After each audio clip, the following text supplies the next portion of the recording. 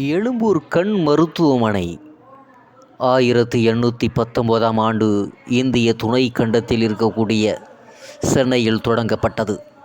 இது சென்னை அரசு பொது மருத்துவமனையையும் மதராசு மருத்துவக் கல்லூரியையும் சார்ந்து இயங்கி வருகிறது. இங்கிலாந்தில் உள்ள மூர்ஃபீல்டு கண் மருத்துவமனையை 1805ஆம் ஆண்டு அடுத்து உலகிலேயே இரண்டாவதாக கண் மருத்துவத்திற்கென்று துவங்கப்பட்ட மருத்துவமனையாகும். மேலும் இது தெற்கு ஆசியாவின் முதல் கண் மருத்துவமனை, ஆசியாவிலேயே முதல் கண் வங்கி தொடங்கப்பட்ட மருத்துவமனையாக இருந்து வருகிறது.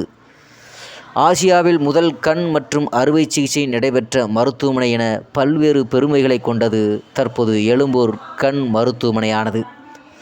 தமிழ்நாடு டாக்டர் புரட்சித் தலைவர் பொன்மனச்செம்மல் எம்ஜிஆர் மருத்துவ பல்கலைக்கழகத்தின் கட்டுப்பாட்டில் இருந்தது.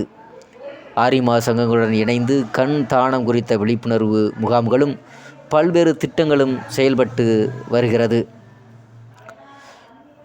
இதனுடைய வரலாறுகளை பார்த்தோம் என்று சொன்னால், லண்டனில் உள்ள மார்ஃபீல்டு மருத்துவமனையே உலகின் முதல் கண் மருத்துவமனையாகும்.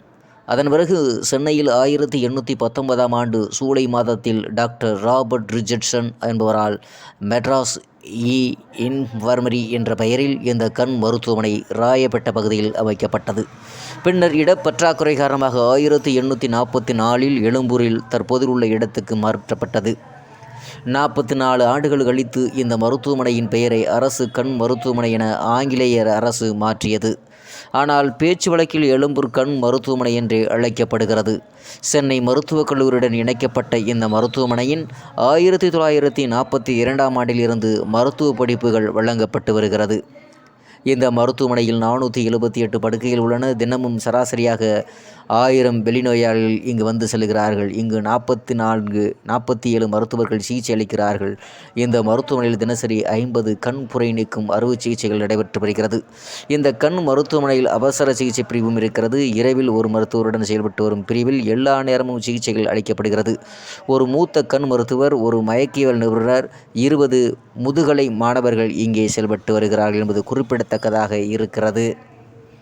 தற்பொழுது 2025-26ஆம் ஆண்டுக்கான இந்த சூழ்நிலையில் தமிழக முதல்வர் மு.க. ஸ்டாலின் அவர்கள் இந்த சென்னை எழும்பூர் கண் மருத்துவமனைக்கு வரக்கூடிய கண் பரிசோதனைக்கு வரக்கூடிய மக்களுக்கு நல்ல கண் புரை நோயை நீக்கி தெளிவான பார்வையை அளிக்கக்கூடிய வகையில் விஞ்ஞானபூர்வமாக தற்பொழுது வளர்ந்திருக்கக்கூடிய அறிவியல் ரீதியாக பல டிஜிட்டல் முறையில் மக்களுக்கு கண் சிகிச்சையை அளிக்கக்கூடிய வகையில் மருத்துவத்தை செய்து வருகிறார் என்பது ஒரு குறிப்பிடத்தக்கதாக இருக்கிறது.